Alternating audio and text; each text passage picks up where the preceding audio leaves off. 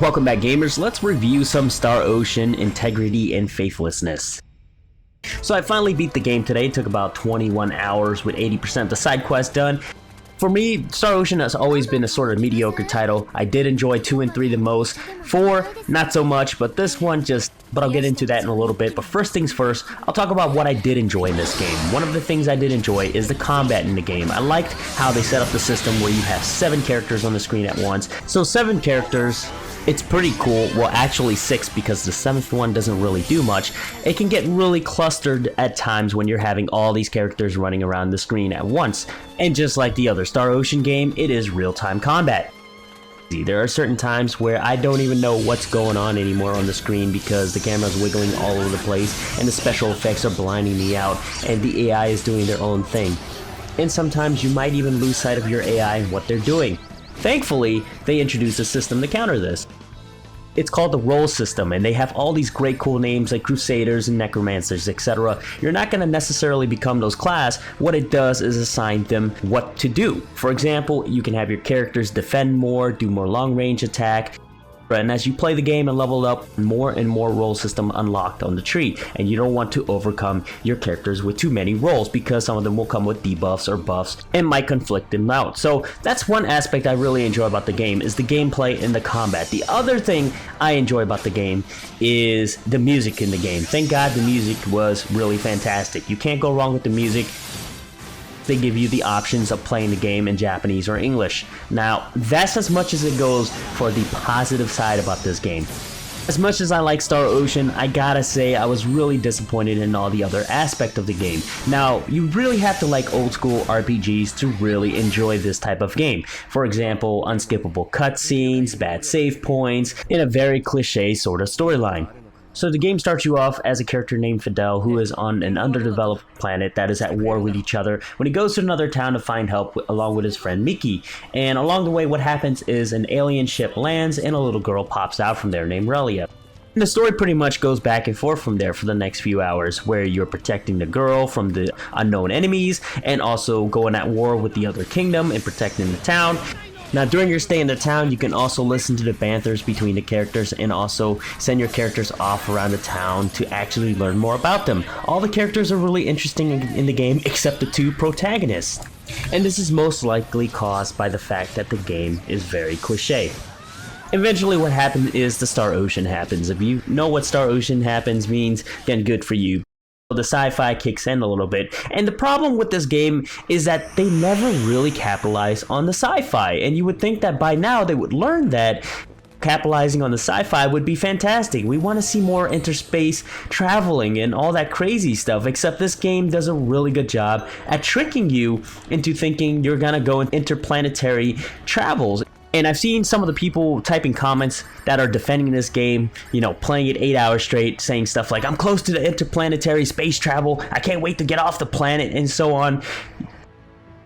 The game tricks you into thinking you're gonna go places, and they still don't go that direction. And I'm gonna break it to you right now that it doesn't happen. It does a really good job at tricking you that it will happen, but it never happens. There is no Star Ocean. It stays Star Bathtub. Because that's the only waters you'll see, your own planet, throughout the entire freaking game. Boy, oh boy, was I disappointed. The other thing that really sucked about the game is the fact that they took out a lot of cutscenes from this game. There are cutscenes still, but a majority of the times when the characters talk to each other, you'll be looking at the characters in game time. I'm very annoyed about this, is the fact that I have to always try to spin my camera around them to see the great angles that they put all the work into to have these characters show some emotions to talk to each other, and yet I can't get the right angles.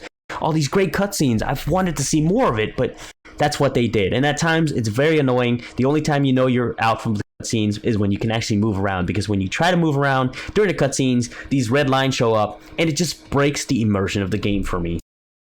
The graphics, now I'm going to talk about the graphics. The thing about the graphics is I don't buy these type of games for the graphics. I buy JRPGs for everything else. The graphics are outdated. Let's be honest here. It looks great at some areas, and then other times they look like PS2 graphics. They are simply so outdated, and that's what you're going to get in this game. It runs really well at 60 FPS at times, and in certain times there is a chugging slowdown where there's too many things going on. The maps in the game are pretty decently sized though, however, most of the gameplay will require you to visit these maps multiple times. You'll go from city A to B to C and then go all the way to city A again. There's no shortcut, you have to go all the way to that city. So there's a lot of backtracking in this game between the 6 cities. From my viewpoint of an RPG, it is fine to do that as long as the quests are awesome and it's fantastic and fun world to do that in. And for the most part of the game, it didn't really feel enjoyable to do that because of the way the quests were set up and how the story flowed. So if it was a bit more epic like some portions of the game, then I would have enjoyed the backtracking a lot more. But the backtracking makes up most of the game and it got really repetitive. As for the voices in the game, I think they're decent and I like listening to Japanese voices. I actually understand the language, whereas for the English voices, I just didn't get into it because I'm into the original work. I like the original voices. That's the type of person I am when I listen to the voices in these type of games. So for me, the Japanese voices were okay. As for the English voices, I'm sure they put a lot of work into it, and I took a peek at it. It didn't sound too bad, and it also didn't sound great. So thankfully, they did add the options to change between the voices for what your preference is. And as for the main storyline campaign, you know and heard already, it can be completed in under 20 hours. I did rest for about an hour, but then when I played the game again, it was close to 20 hours. So that included 80% of the side quests done, and the reason that being most of the side quests are from the boards and also these random dungeons that pop up where you run straight forward and kill bosses to get loot. And the board missions are pretty much creation item turn-ins or item found turn-ins or hunt missions. So on your way backtracking throughout the entire game, you'll randomly do these, and then when you get to the town you can also turn it in if you happen to run into the mobs you need to kill or find the items you're trying to find or to create. Now the benefits of doing side quests is earning new skills for your characters that you can unlock and also unlocking specialties. Now specialties are how you craft in the game. I would just call it the crafting system and harvesting system. As you unlock it, you get to put points into it and you'll be able to harvest and craft items. You can craft all the items in the game pretty much. You can synthesize items, combine them together and create new items, and also you can bring augmentation to other items. And it's not really a complex system at all. You just hit a button when you get to the fishing point or the mining point or the harvesting point, and to create you just scroll down the menu, click on the question mark until you have the right ingredients. It's really simple, really fast, and kind of sort of boring to craft in this game, but overall it's crafting nonetheless and it's easy to do. As far as I know, this is my only complaints about Star Ocean 5. Now here's the thing about this game, a lot of you guys out there might enjoy this title. That's cool, that's fine, and you're having fun, and a lot of people defend this game. And mind you, I'm a huge Square fan collector myself. I collect anything pumped up by Square. I'm a huge Tri-Ace fan. So I love everything that is JRPG and also the games that come out from Japan. I'm not necessarily bashing the game, but hoping to improve it.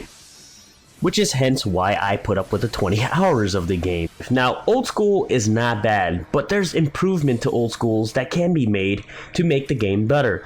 So many RPGs out there, guys, with higher standards. I mean, you got great epic storyline, great graphic, big open world, great music and sound. This is the type of environment that RPGs are competing with each other out there.